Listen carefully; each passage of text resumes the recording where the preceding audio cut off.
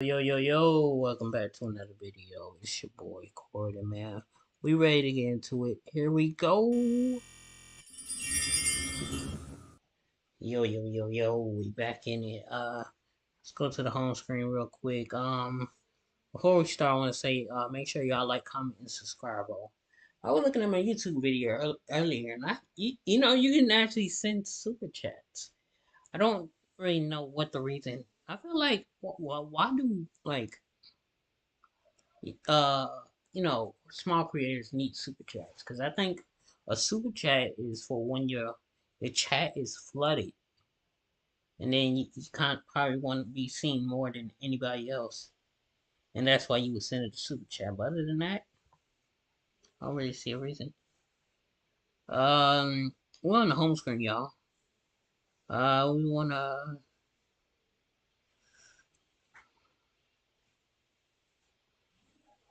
Um, they got a bum simulator. That's crazy. That's actually pretty crazy.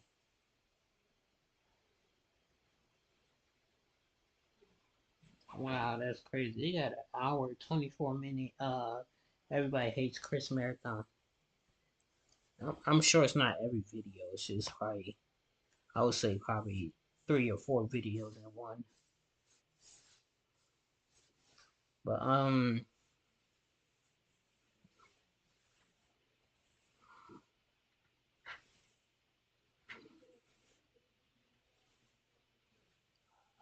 okay, this is a 10 hand ability that took 50 plus hours to discover. Sorry, Sue, I can't get the Wi-Fi. No one can. We got rid of cable internet. Rising prices, equipment charges. That's a bit dramatic. A better plan is Verizon Home Internet. Fast, reliable internet, just 30. One of the last. You can do a ton of stuff in games nowadays. So much so that it's not always immediately obvious the extent. Hi folks, it's Falcon, and today on GameRanks, 10 hidden features that took us 50 plus hours to realize. Starting off with number 10, you can web slingshot into the air in Spider-Man 2. By the third Insomniac Spider-Man game, you'd think we'd have everything figured out by now, but the devs still have a few tricks up their sleeves. This feature's not exactly hidden per se, but it's something you'd think you'd be able to do. Everybody already knows about the web slingshot, which you can use to hurl yourself into the air with an instant boost of speed, basically like a spin dash but for Spider-Man. I've seen some people complain about how you can't slingshot while in midair. But here's the thing, you technically can. Strong emphasis on the word technically here, but you can. Yeah, you can't jump in the air, hit the button to slingshot, and immediately start boosting whenever you want. But if you use the new Webline gadget, then you can slingshot from up in the air. Yeah, you're not literally flying, but you're still pretty high up.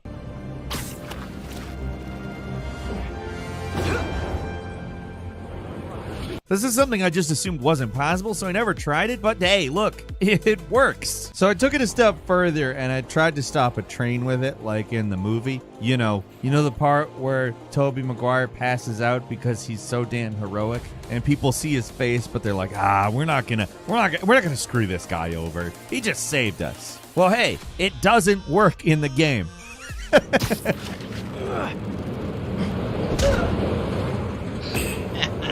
At number 9, there are edible rhinoceros beetles in the Resident Evil 4 remake. For all the weird random stuff that showed up in the original Resident Evil 4, most fans just assumed the remake would dial back the weird, and in some places, yeah, sure, they did. But if anything, they actually added some more weird features to the remake. Stuff like being able to ring the bell at the opening fight to end it early. That's actually really strange if you think about it. Or that bizarre golden egg trick that does tons of damage to one of the bosses. Both of these tricks I knew, but for whatever reason, never noticed the beetles. There's only 3 of them in the game, but unlike every other thing you can pick up, they don't shine or do anything to draw attention to themselves at all. The only way you'd even know you can pick them up is to go up to them and see the prompt to pick them up. They're all out in really out-of-the-way places, so you never really naturally brush up against them, and for some reason, they're extremely valuable. The merchant will buy them for an absolute ton of money, but even better, if you eat them, they actually increase Leon's max health. These bugs are incredibly helpful to find, and they're crazy easy to miss. They're the only thing you can pick up that doesn't just show up on the map in any way. They don't glow, they don't shine, and from far away they're practically indistinguishable from all the regular inedible bugs that are all over the place in Resident Evil 4. It's an incredibly easy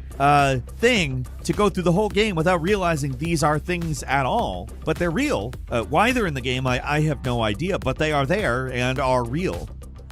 At number 8, Navigation Assist isn't just for the main quest in God of War Ragnarok. A little used feature in this game was Navigation Assist, where if you pressed R3 with it enabled, it would show you on this glowing line where to go for your next objective. A lot of games use this like somewhere. Like Dead Space, I think, is where it was popularized. But in Ragnarok, it's turned off by default. Many players didn't use this at all, just because it's a feature that's kind of buried in menus. And while the people who did turn it on often missed out on a crucial detail that actually makes it one of the most useful things in the game. When you do turn Navigation Assist on, it kind of seems a little useless. Normally it leads you to the next main quest objective, and that's not normally a difficult thing to find. If you're just playing through the game normally, most people won't really need this, and the main path, it's pretty easy to follow for the most part. Collectible hunting, whole other story though. Going back through some of the areas to try to find collectibles can be a nightmare, as certain areas like Vanaheim are so confusing to navigate when you're backtracking, and the map really doesn't help. That's when the true usefulness of Navigation Assist reveals itself. If you place a custom waypoint on the map, then the glowing line that appears when you press R3 will take you there instead. This mostly unknown feature makes it so much easier to backtrack. Believe me, I wasted so much time wandering around lost in some of these areas. I wish I knew about this feature. It would have made collectible gathering way, way less painful.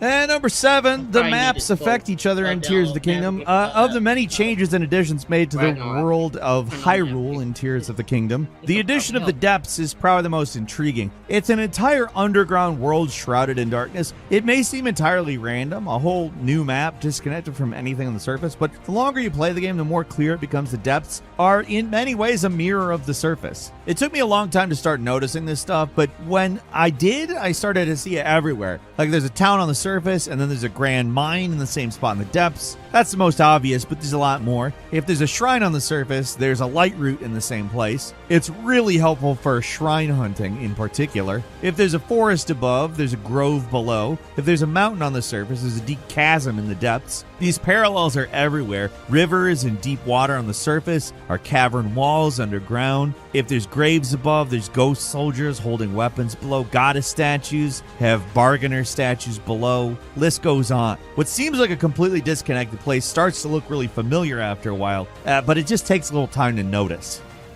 And number 6, you can memorize spells in Baldur's Gate 3. Maybe you figured this one out instantly, but I'm not too proud to admit that it took till near the end of the game to realize you could do this. And there are apparently a lot of other people that are just as oblivious as me out there, because I see people confused by this all the time. I'm not a total fool. I know memorizing spells from scrolls in D&D is a thing. And I remember doing it in the previous 2 Baldur's Gate games, but after opening, I just assumed Larian removed the feature for maybe balancing purposes or something. But it's there. It's not even all that hidden. If you're a wizard, you can select any scroll and memorize it, but you do have to have your wizard selected and hopefully aren't affected by a bug that makes it so this entire menu doesn't show up. With a controller, it's even harder to find. I've seen a lot of PC players confused by this whole thing too. But yeah, there's a lot of other secrets and hidden things in this game, but those aren't so much features. They're literally just meant to be secrets. This is a spell memorization menu. It's not meant to be a secret, but tons of people missed it anyway.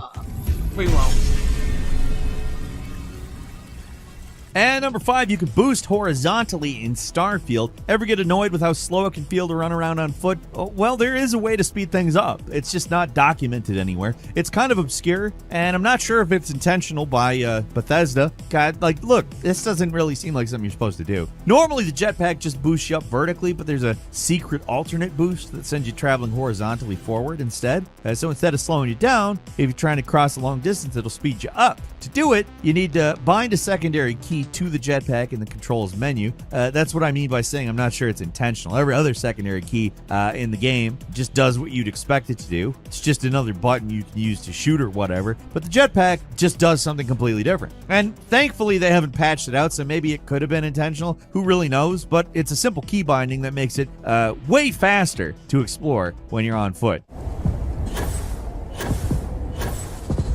Playing this game. And like a dual Earth, like walk around and discover stuff.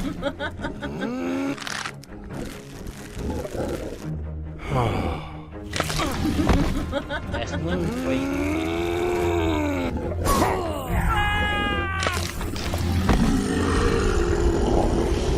Yeah, how do I get out? You know,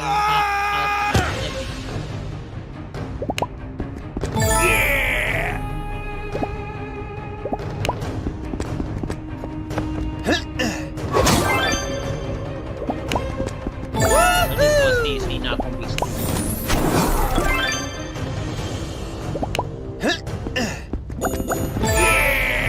Take that sword.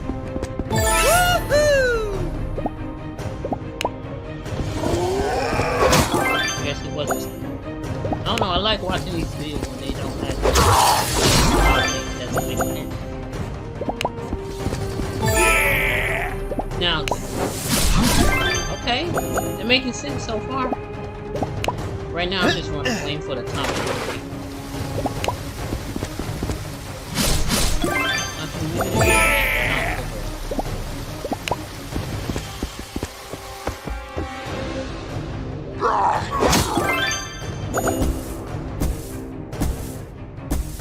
Go back there.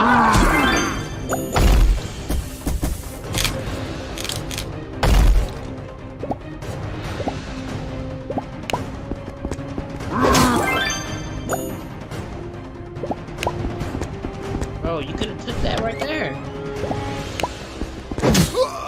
See? There we go. There's a time foolery. I knew it was coming.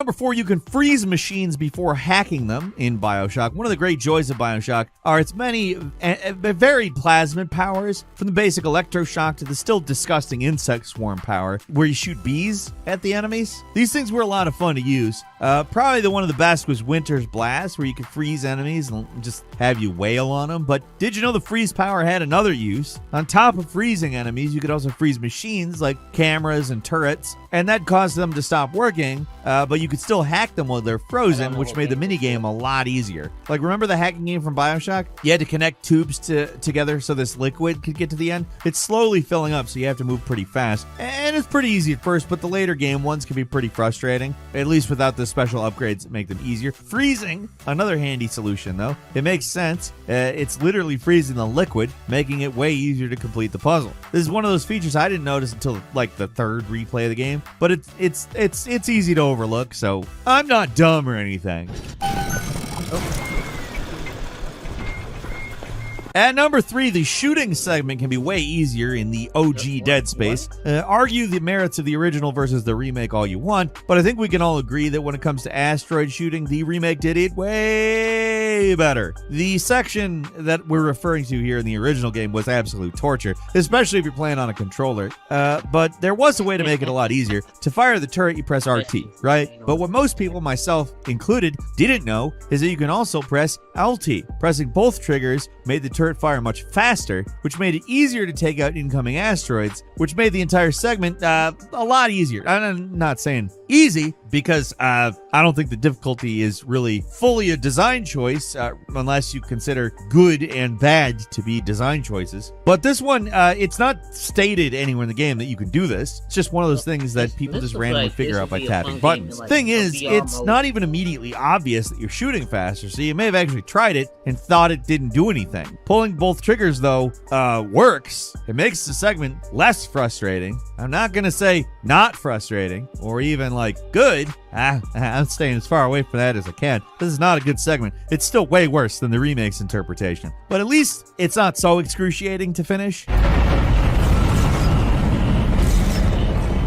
Well, at number 2, you can redirect enemy rockets in Half-Life. Chapter 12 is where things get real in the first game, and this is where the military just pulls out all the stops to take you down. You, a scientist with a freaking crowbar, you now have to deal with soldiers, helicopters, tanks. These are the most dangerous things. I don't know. They showed me Spider-Man, then after that, everything else was like, we know you don't play any of these games, but we're going to suggest them for you. Thank y'all for watching though. I'm gonna see y'all in the next video. Y'all stay tuned. We out.